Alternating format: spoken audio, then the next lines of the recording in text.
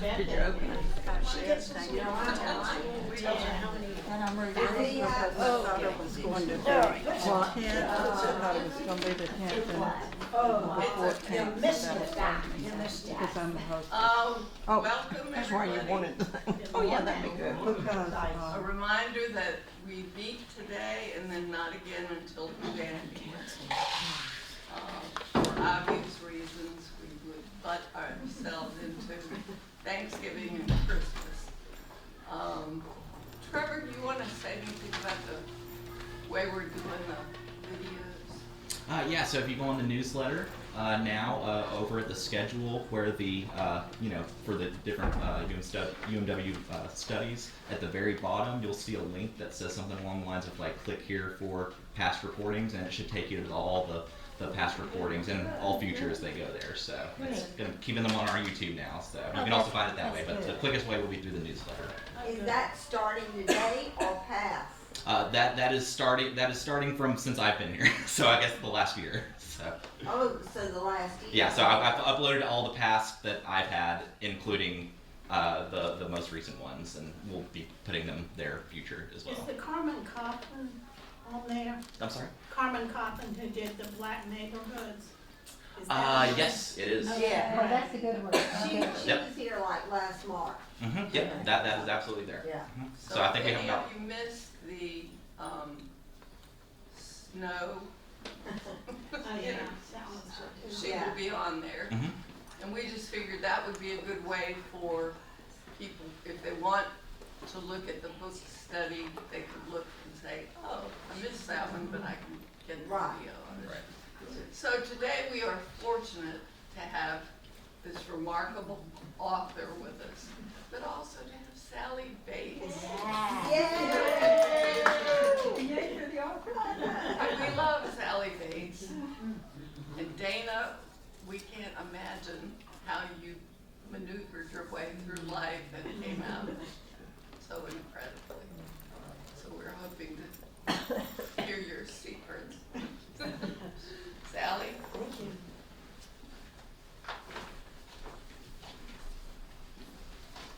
First of all, I want to say thank you for this invitation to the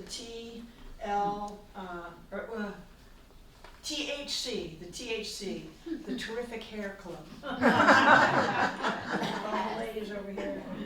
I used to introduce myself at gatherings, and I would say that I had prematurely gray hair.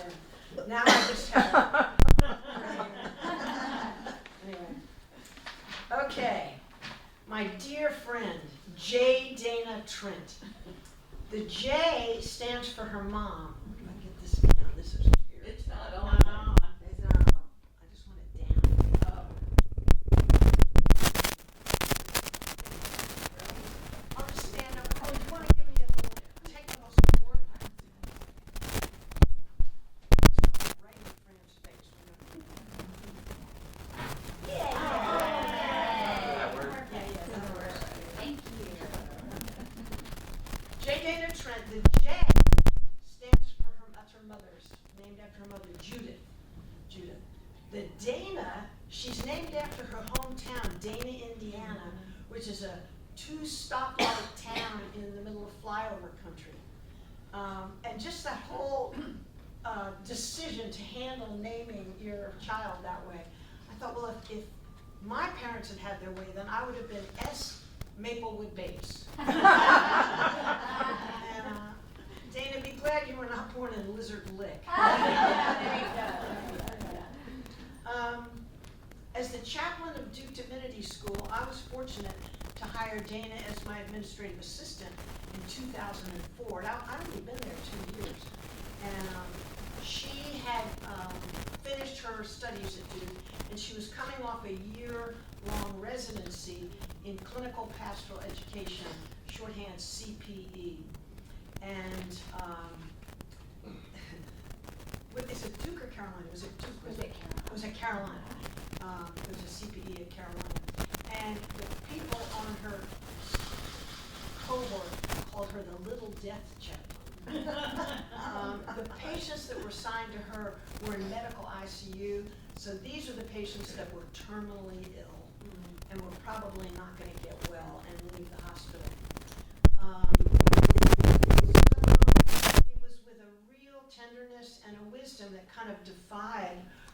her young age, that she accompanied in the course of her internship more than 200 of them across the threshold to meet God.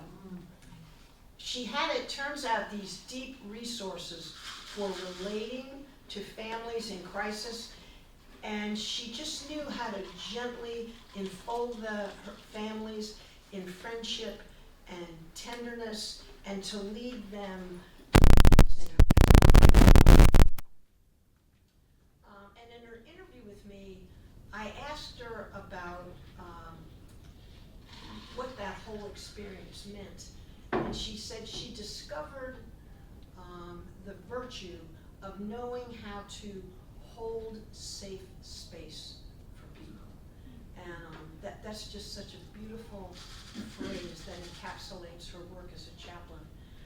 Bringing wounded people into the moment and inviting them to bring their whole messy, incongruent lives with them, and just being present to that. Because, as the book so clearly points out, that's how healing begins in our lives. Dana's a graduate of Salem College. She holds an MDiv from Duke Divinity School, and she is currently a professor at Wake Tech, where she teaches courses in world religions and critical thinking. Believe it or not, she is an ordained Southern Baptist minister. I always wanted to make her American Baptist because they've got no problem, but somehow you hoodwinked the Southern Baptists and they took you. Okay. She is happily married to her husband Fred, who is a former Hindu monk. And you heard that correctly. And if you want to know about that, you need to read her book, Saffron Cross, which tells the story of their amazing and just joyful interfaith marriage. And after that book, she produced 4 more, For Sabbath's Sake, Embracing Your Need for Rest, Worship, and Community, One Breath at a Time, A Skeptic's Guide to Christian Meditation, and Dessert First, Preparing for Death While Savoring Life. And that sounds like just such a horrible subject for a book, but I love to Dessert First, I really do. And her latest book, which you will all probably hold in your hands, Between Two Trailers, which was released back in April, and is selling rather well. It's gone paperback, which that's a good sign, right? You gotta sell a certain number to get into paperback. Dana and Fred have made several visits to the Foundry Fellowship class, you may remember, talking about world religions. She is also scheduled to be the guest speaker. Can I say that? Yeah, Okay. The guest speaker at the Winter's Tale in January of 2025, the Methodist Home for Children Gala. Meet your guest speaker. That's gonna be a good gig. Dana and Fred love cats. She knows all of the good vegetarian restaurants in town, and she has time in her very busy life to love Pilates, and she practices daily prayer. I think she writes the most hilarious prose about things in her life that, if honest to God, really, really happened. And I can't remember who said that the key to really excellent writing is to catch your reader on the opening sentence. And you can't hardly believe this. A preschooler's hands are the perfect size for razor blades. Sentence 2, I know that because I helped my schizophrenic drug lord father chop, drop, and traffic kilos in kitty carnival carcasses over flyover country. Makes you want to read this book. Welcome, my friend Dana Trent.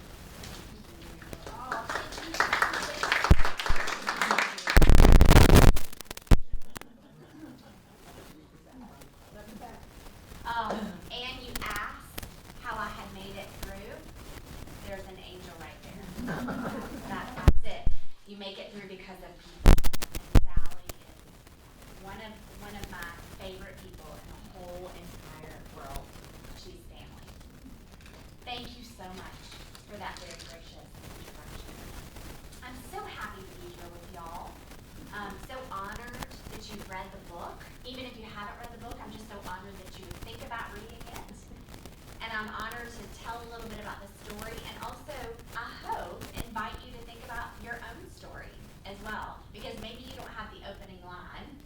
maybe that wasn't your story, but I'm willing to bet you have bumped up against something in your life that has presented a challenge. And so thinking about the things that you have navigated in your life, the hiccups you face, the challenges you face, the struggles you have faced, how community has been a part of that, how God has been a part of that, an integral part of moving through and becoming stronger. And then most of all, what are the moments of grace where you have experienced God's presence in your life? And so I hope that you will be invited to consider all those things. Why don't you move up there? You're more than welcome to move up if you'd like to. I'm sorry you don't have a microphone.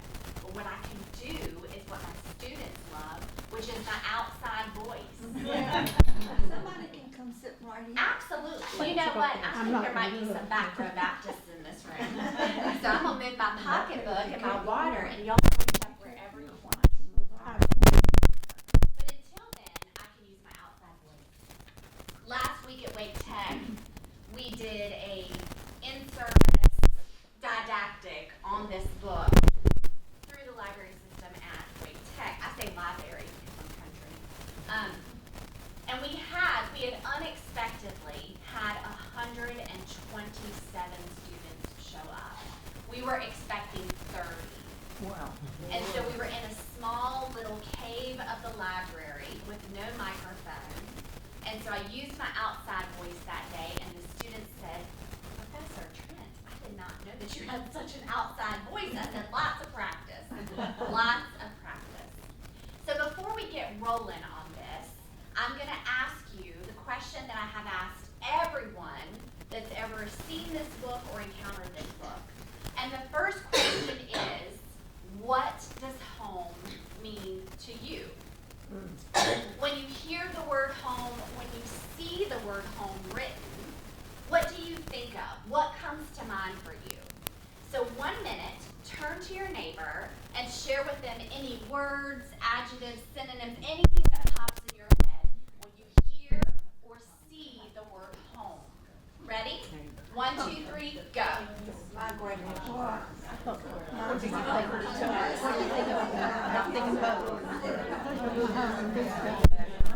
I think of both. Food. War. But the first thing that came in my head was my house.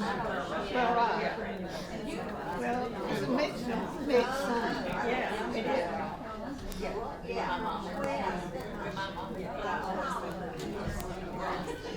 But it's just a place to go where you're safe. That's right. And where you're lucky. We're lucky. Oh my goodness. I mean, there are kids who, that's not that I know it when I was in college. 30 seconds. 30 seconds. I thought they must have had an orphan too.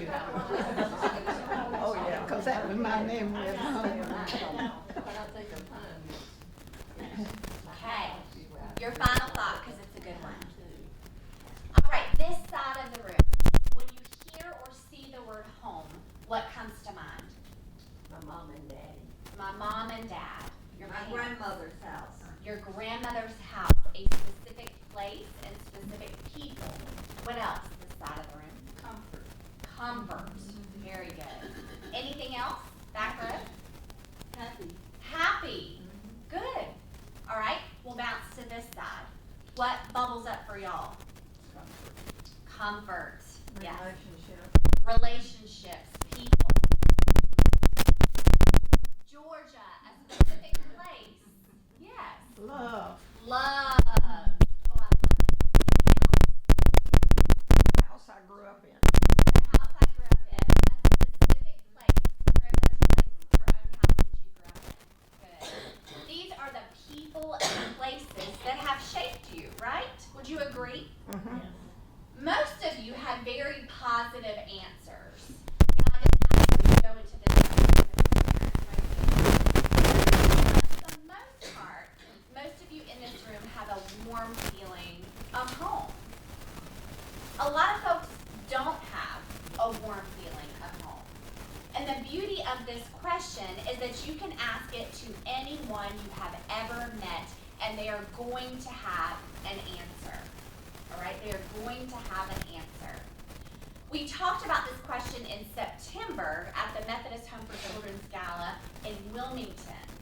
We talked about how the 400 people in that room, many of them had very warm thoughts of home, people and places that have shaped them. And we contrasted that to the children and adolescents whom the Methodist Home for Children serve. And many of those folks do not have warm feelings about home.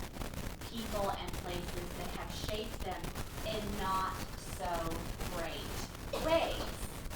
But the purpose of this book, from day one, from the first thought, the genesis of this book, was for people who think they cannot go home. This is a book for those people who think they cannot go home, because home, for whatever reason, is painful. And that was my leading question as I was writing this book. How can I go home? How can I go home literally to Dana, Indiana? How can I come home to myself and my identity? And how can I make peace with the people and places that have shaped me? So, let me read you a little bit of home. Hoosiers are not Texans. Do we have any Texans in the room? We have some Georgia. Oh, there. Hoosiers are definitely not Texans. Our stories don't unfurl in molasses thick accents and Dallas tough guy tapestries. Indiana is the land of Stranger Things and methamphetamine, not Mary Carr and moonshine jars. A solid Corn Belt story is as dusty as a grain elevator at harvest. We refuse tidy narratives because archives we are raccoons, not raconteurs, spewing scraps of Americana alongside rusted trash barrels. Our listeners urgently piece together whose son stabbed whose brother at whose dining room table because the culprit may be staring right at you. He may even be your own kin. This was another question I had when I started writing this book.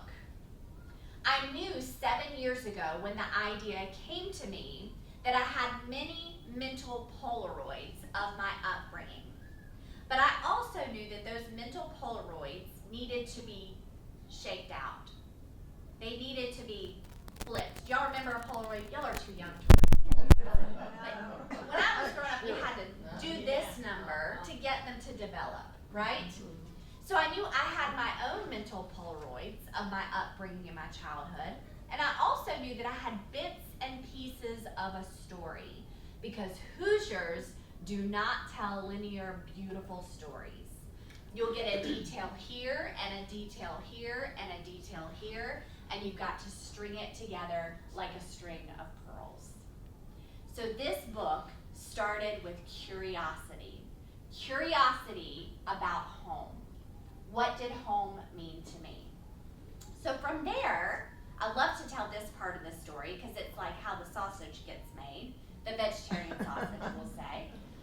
So from there, I started shaking out the Polaroids, these little glimpses of memories that I had of growing up in a trailer in Dana, Indiana. I'm going to read you the next one.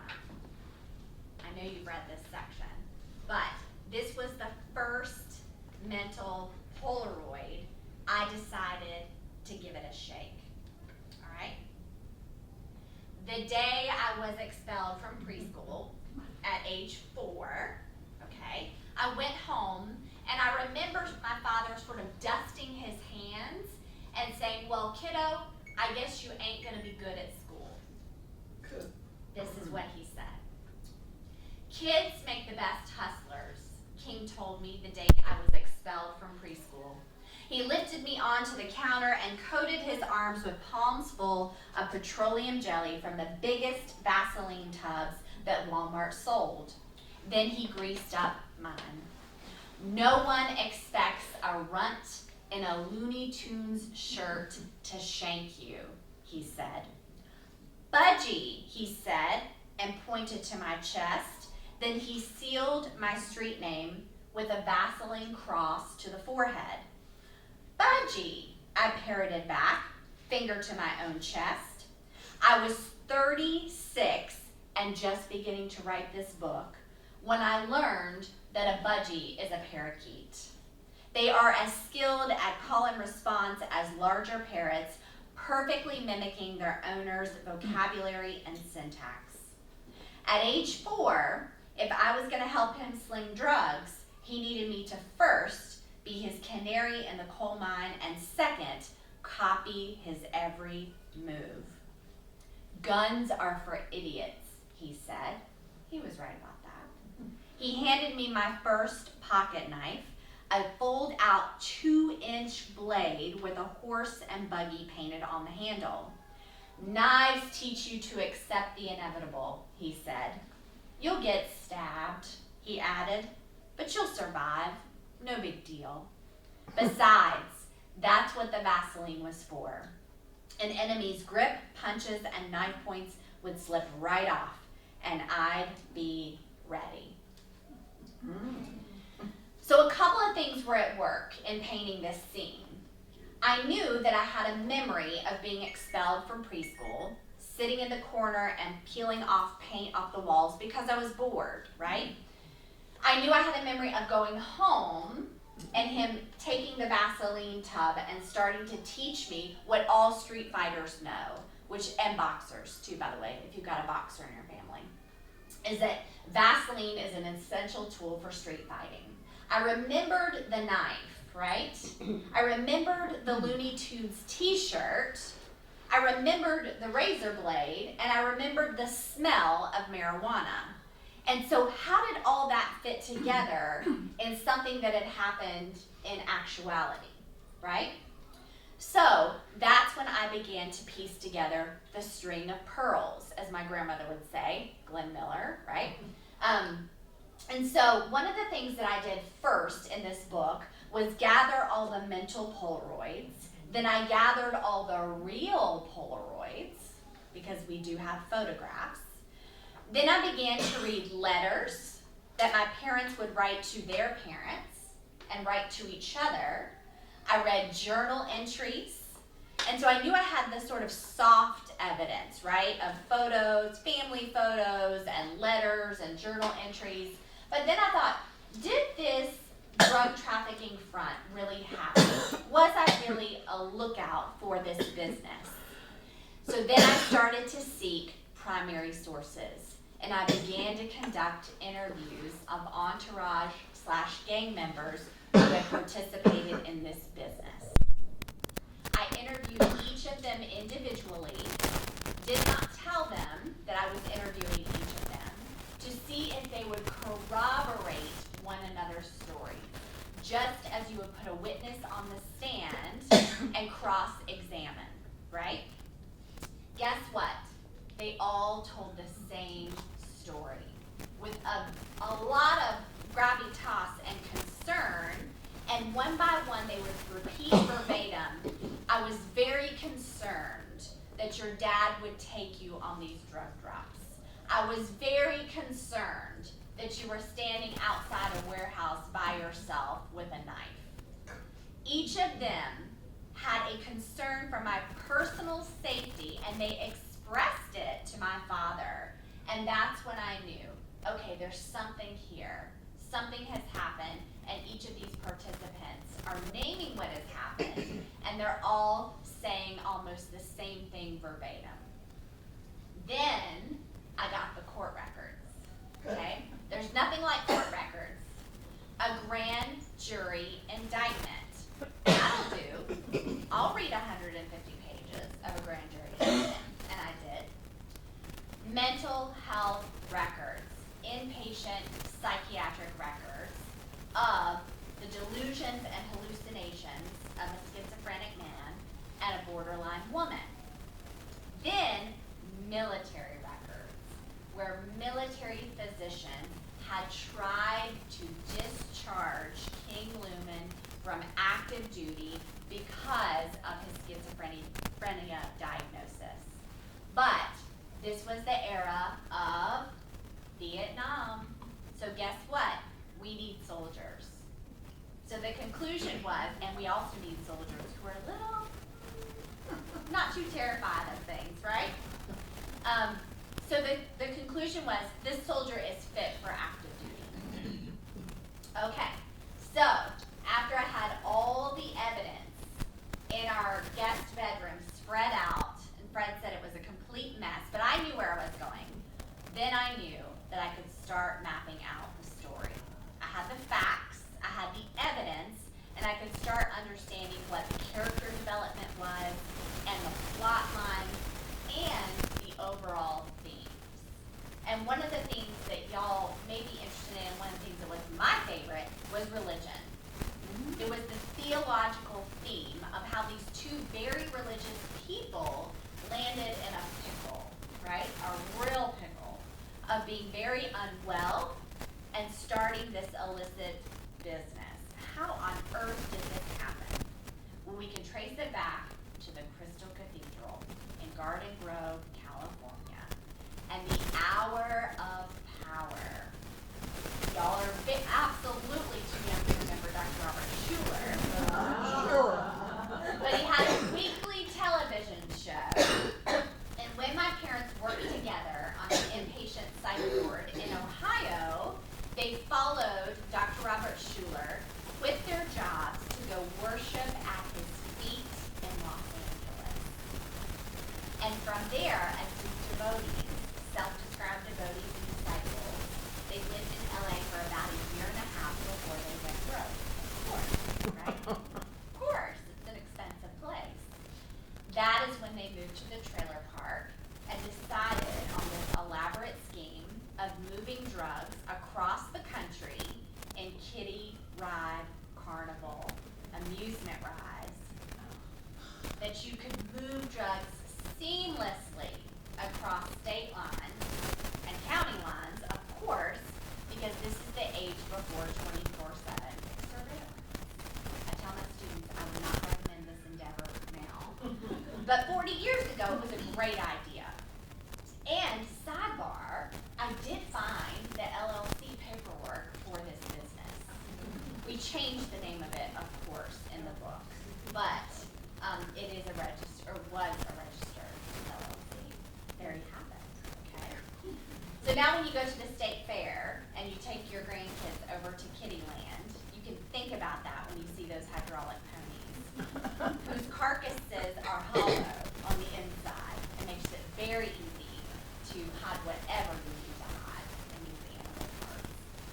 And so, one of the most exciting things, right, is to think about, okay, how does God, for me it's exciting, where is God's grace in all of this, right? Well, my parents were fervently religious. They watched Dr. Schuller on TV, even in the Indiana trailer, and they ran the drug business as a religion, as most cults are operated that way. There are rules, there are rituals, and there's a hierarchy. Does that sound like church? Of course, of course, of course. And so because of that religion, both on the drug side and the theological side, but they instilled in me so early, I never had a sense, never ever, that I was alone. I never had a sense that God wasn't watching after me or protecting me. I still always have that sensibility. And I can credit my parents for that, to be sure. And I also can credit grace for that. And so I'm curious, and I'll open it up for questions and comments in just a minute about what y'all thought of the religious themes of the book, and what you thought, or any questions you have about how it came together. One of the things that we've done recently, which is a really fun endeavor, is that we were asked to submit all of the evidence that we have for the Pulitzer Prize consideration for the book. And so it was a really, really fun time to gather all the evidence that we got, creating the book, crafting the book, and you'll be happy to know, all of the paperwork and yummy stuff that we did in not one, but two legal before this book ever saw the light of day. So Random House did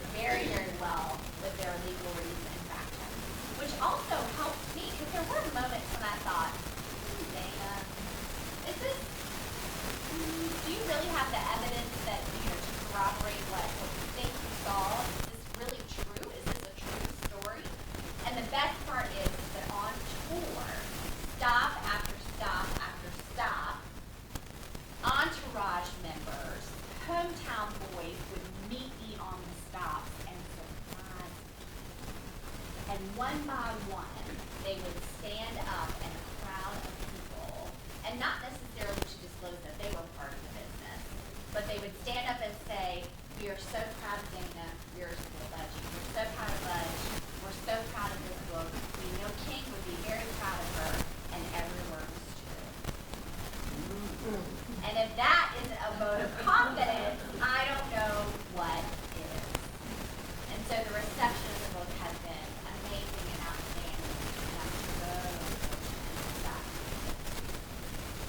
Going full circle, and I'm going to open it up to y'all. I wrote this book because I needed to go home. In the last chapter, I do actually go home. I needed to come home to myself. I needed to come home to the people and places who have shaped me. And I needed to reconcile this very unconventional, unorthodox part of myself that was a keystone in my upbringing.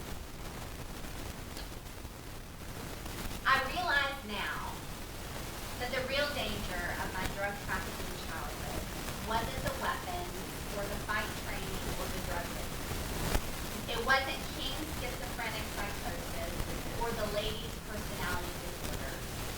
The real danger was denying what happened between two trailers. The real danger was denying home. The real danger was not in accepting my parents for who they were, mental illness and addiction and poverty and all. The real danger was in not realizing that they were doing the very best they could with what they had. The real danger was hiding it all. Maybe King was right. You can't fix crazy. Or better yet, maybe you don't need to. Because trying to means that you have spent your entire life thinking you are a trip, which leaves you secretive, ashamed, isolated, confused, wandering, and lonely, as Budgie or Remy, depending on the day. When, in fact, you're really both. Home, it turns out, was there all along, and my two very loving and very unconventional, yet faithful parents, who believed in miracles. I am their miracle. I am their legacy. They are my home. Home, it turns out, is where the war is. It's also where the healing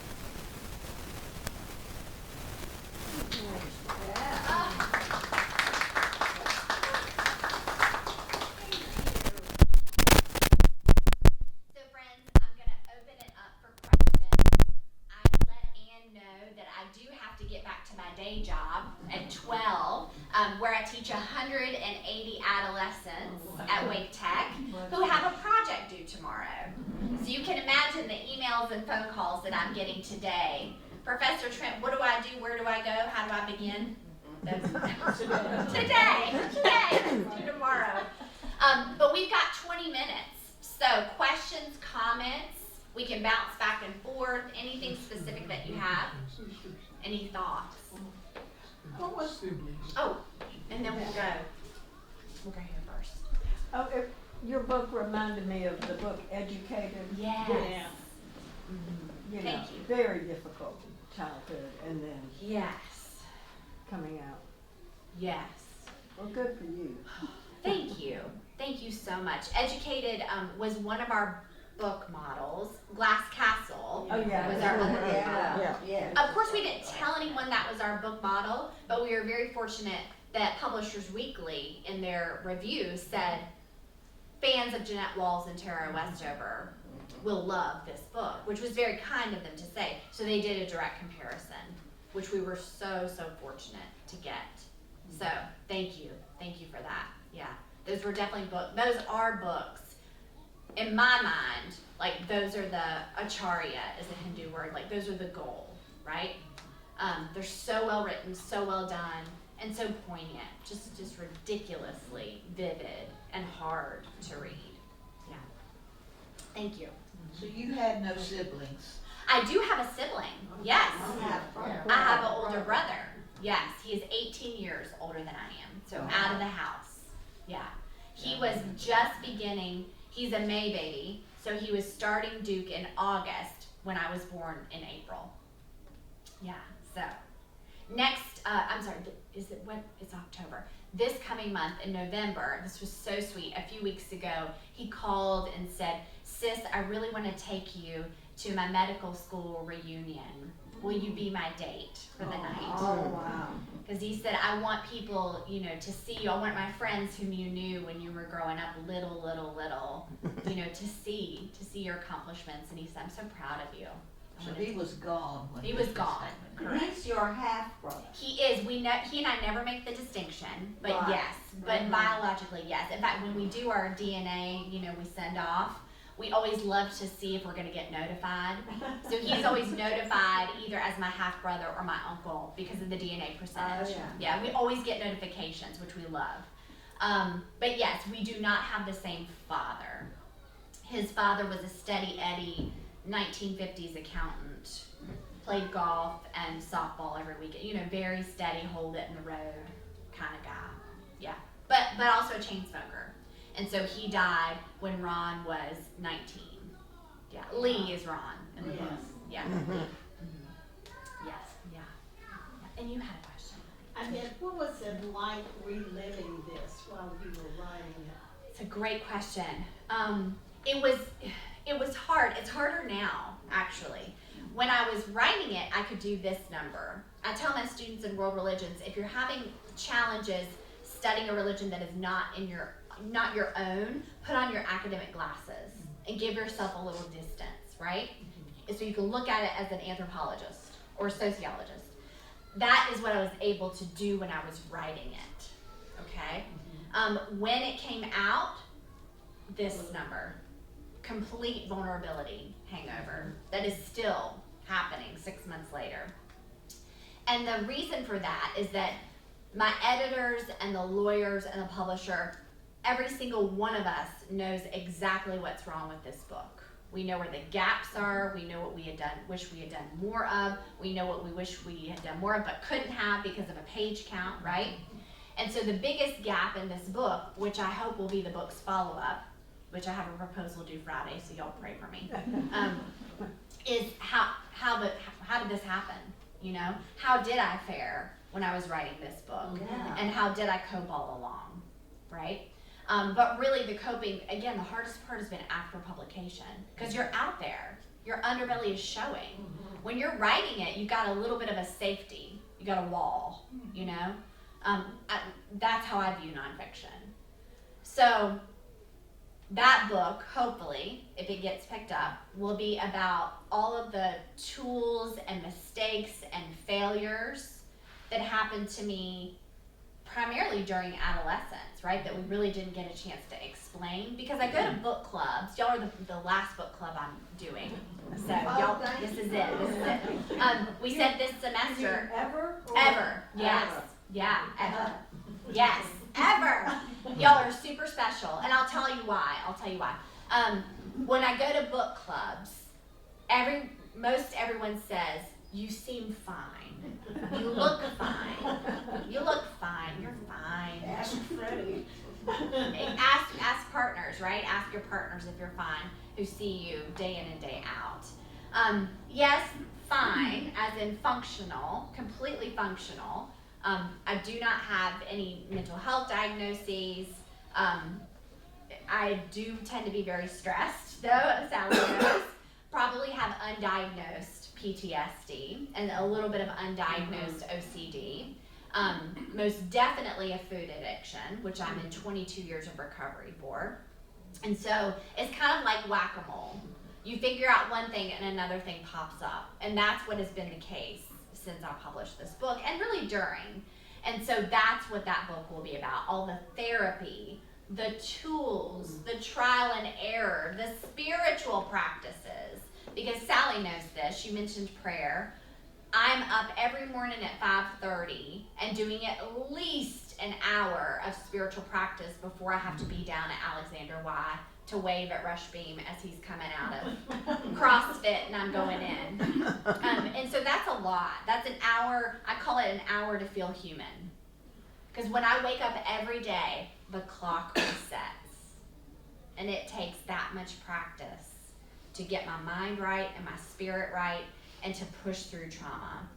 And I'll shut up after this, because one of the things that folks tend not to know is that adverse childhood experiences have a huge impact on health outcomes in adulthood.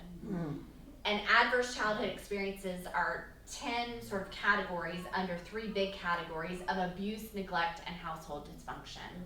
64% of Americans have at least one ACE. The most common ACE is a separation or divorce of parents or partners. And you may think, well, my divorce, my separation was just fine. Of course it was, but it's unexpected, right? No one really wants to be separated or divorced, or maybe you do want it in the moment, but it's not the ideal when you start out, right? So 64% of us have at least one ACE, and it's measured up to 10 ACEs. My ACE score is 7, which means that I'm about 1,200% more likely to commit suicide than my peers who have one ACE, yeah? And I'm about 360% more likely to develop cardiovascular disease, a chronic lung disease, and also I typically will die 20 years younger than my peers. So all of these things add up in adulthood because they're things that happen 0 to 18, like what we talk about in the Methodist Home for Children, why their work is so important, because these children have ACEs. And so what tools can you put into place now to help their outcomes in adulthood? So that's what the book will be about. So, okay writing it, harder time once it was out there. Great question. One follow-up. Have you heard from any of the people from Salem? Oh, great question. Yes. We have a lot of Salemites in Raleigh. My classmates, 2 of them, like legacy Salem folks, are pretty positive about the book. My classmate 1 is like, whoa, I had no idea all this was happening. And then I say it's really just one classmate. Then I got an email from a high school classmate's sister who was a bartender in Winston-Salem while I was in college. And she said, you don't have to tell me, but I think that the women that you were discussing at Salem, who were your suite mates, are X, X, and X. Is that who they were? I picked up the phone and we had a long conversation, and she said, I want you to know that these girls were probably the rudest girls I've ever met during my bartending career, and really ever. And she said if they acted that way in public, even before they were drunk, she said I can't imagine how they acted in private. So that's what I've heard. Yeah, great question. You had a question? When is 2? I have 2 questions. You might not want the second one. When will this book, this follow-up, come out, most likely? And, well, answer that, then I'll ask the Publishing is usually on a 2-year cycle. This one was 3 because of some COVID stuff. So we signed the contract in December 2021, 2.5, and it came out in April 24. So whenever we sign a contract, it'll probably be about 1.5 to 2 years after that. So hopefully, let's say we get a contract signed in the spring, that would be 25, right? So 27. Let's hope. We're gonna name it and claim it, Lord. Okay. I wanted you to know that we're changing our name, and we won't be called a book club by the time it comes out. There you go. Yes. For a new book, yes. For a new book, yes. Absolutely. Yes. Yes. But the last one for this book. Absolutely. Yeah. Y'all are the last one. Right. You're the last one. Yeah. Thank you. Have you read the book, A Short Tragic Life of Somebody? Forgot the gentleman's name. It's a true book, but unfortunately it didn't end like yours. Okay. And do you know you don't know the author's name? I don't know, but I think if you We'll look it up. look Okay. the short tragic life of somebody, I Yeah. read it 4 or 5 years ago. Okay.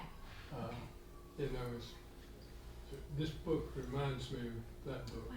Yeah, but the ending is unfortunately different. And a lot of the ending is more likely to land on that end Yeah. than this end. And the reason it ends on a good note, right, is because of mentors like Sally, folks who showed me love when I was having a really hard time, like Sally, church folk like you all, spiritual practices that I've learned at the academy, right? Things that have been put in my toolbox, extended family, my aunt and uncle, my cousins, my brother. Like, there are so many things, privilege, for one, that's a huge one. There's so many things that I had stacked for me rather than against me. I liked school, even though my dad said I wasn't going to be very good at it. And he's kind of right about that. I was a solid sort of C student type deal. But it's the idea that, yes, a lot of kiddos don't make it out. The aces get them earlier, so to speak. And so you're right. Like, I'm very fortunate realizing just that I've been able to survive the story somewhat intact and tell it. So thank you. Yes. I was just thinking what an encouraging story yours is, and how teachers and, well, anybody Yeah. should understand that we all have an opportunity that we might not even know of Yes. to be one of those angels. Yes. Folks ask, that's a great question. Thank you, Patsy, for saying that. Folks ask me, okay, about the social services question, right? Like, why didn't social services intervene? The short version of War and Peace, right, is that my parents were so volatile that a call to social services from an extended family member could have resulted in the death of all of us. That was made very clear. Yes, very, very clear. And there were guns in the home, what to speak of knives. And so, and can you imagine, I mean, foster care, the Methodist Home for Children will tell you this, family reuniting is ideal. That's what you want, right? Foster care is not ideal for children. Children need to be with their families, if at all possible. And so, when church folk ask me, what should I do if I see a child who is hungry or needs just basic services? And what I try to urge them to do is to do what my youth group leaders did for me, was make sure I had scholarships to go on every single youth outing that we ever took. And Rush Beam is wonderful at that. So y'all give to Rush Beam's budget. I'm serious, you know? Yeah. Because he's on the front row of this. He's on the front lines, literally, of caring for youth, okay? Making sure you fund your children's programs. And then doing what you can do in terms of basic needs, right? Out in your communities. Millbrook, which is where Fred and I attend now, and Patsy's at Millbrook. We occasionally go to Hayes Barton as well. Millbrook is so good at doing neighborhood-based programming for children and youth and adults right there. Just basic stuff, you know? You'd be surprised what a difference this makes, and the children that you see in your life that maybe it'll give you fresh eyes, right? Children, teachers, neighbors, teachers and neighbors and church folk, right? We all work somewhere, or we're retired somewhere, or we live somewhere, and we go to church somewhere. There's children there. There are children there. So do what you can in time, talent, and treasure to support children where you see them. Thank you. Yeah. How did you meet your husband? Oh, online. eHarmony. Do you remember eHarmony?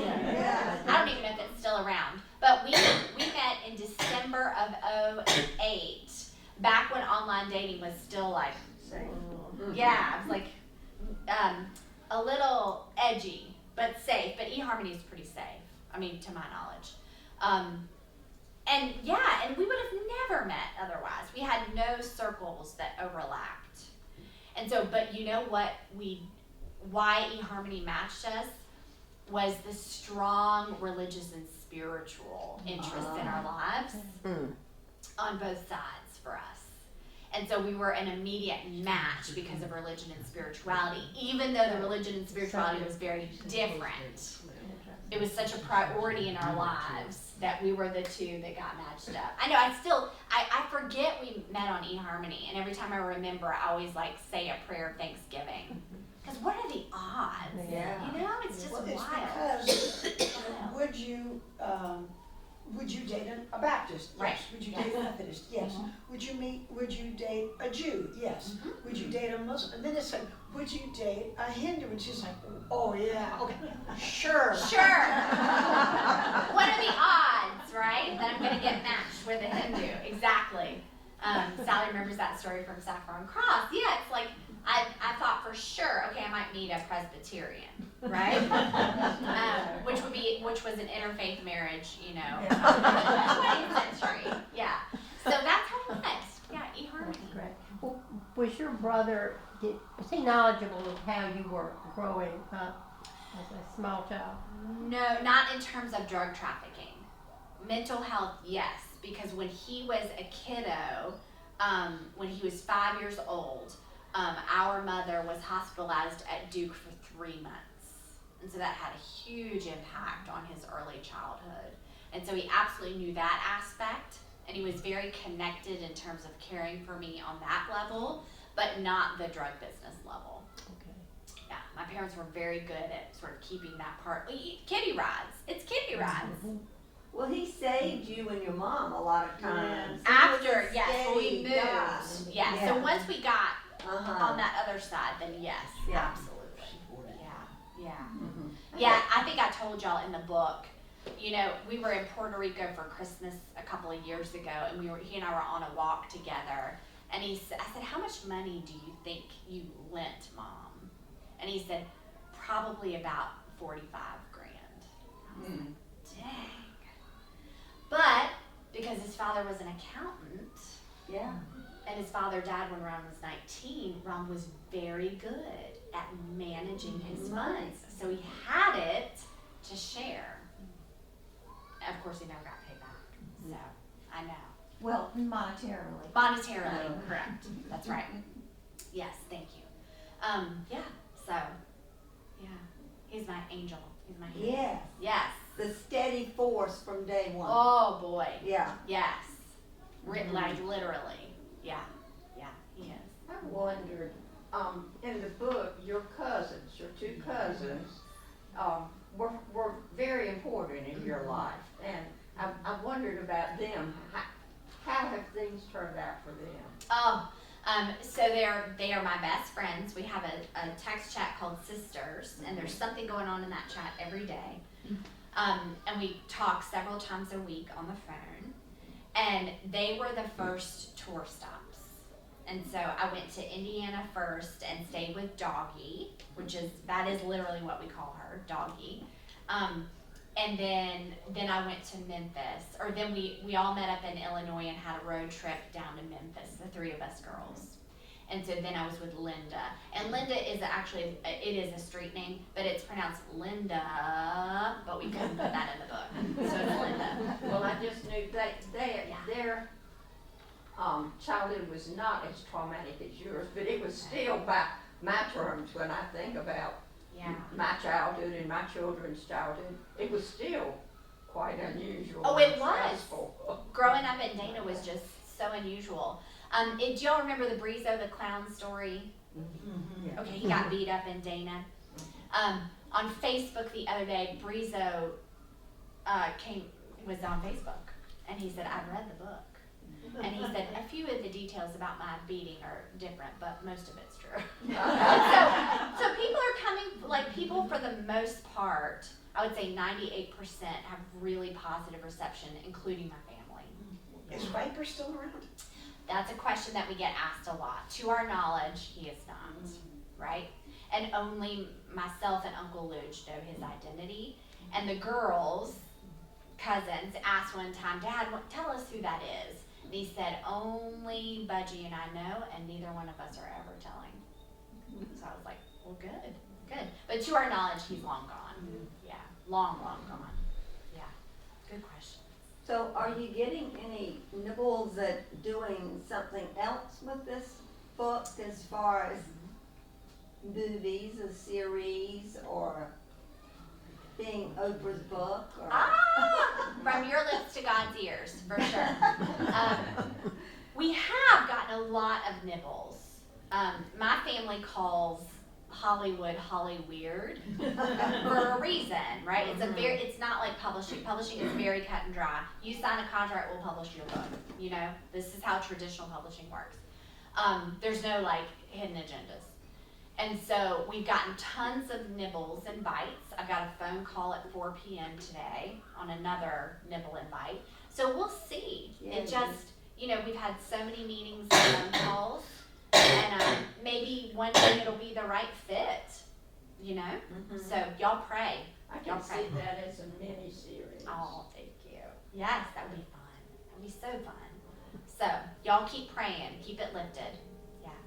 Brian Another thing Cranston I thought of, can star as There you go. Bryan Cranston from Breaking Bad.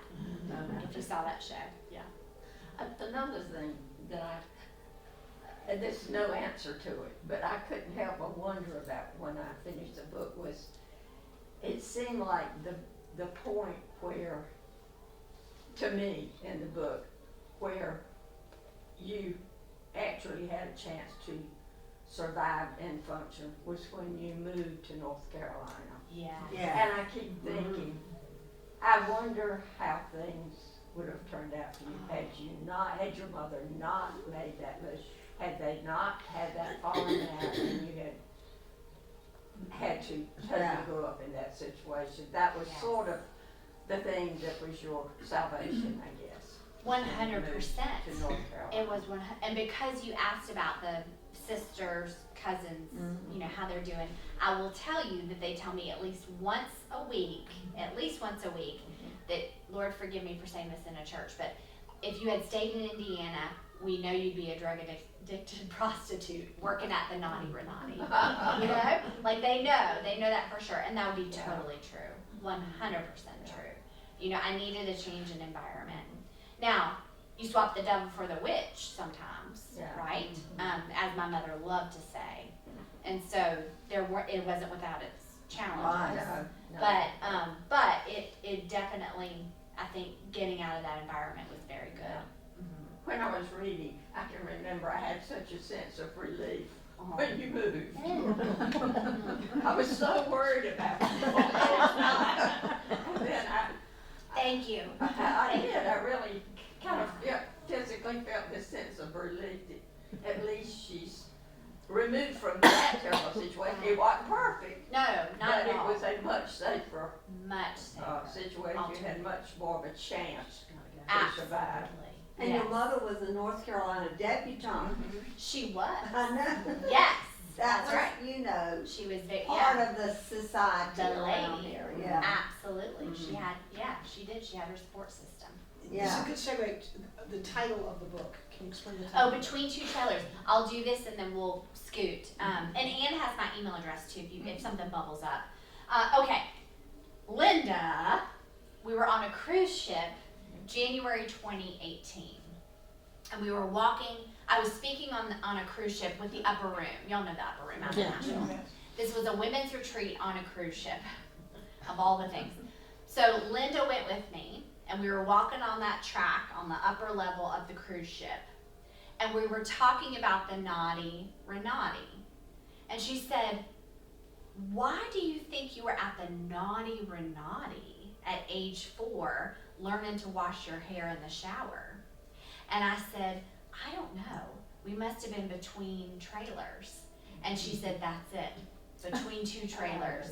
She said, if you ever write this book, it's between two trailers.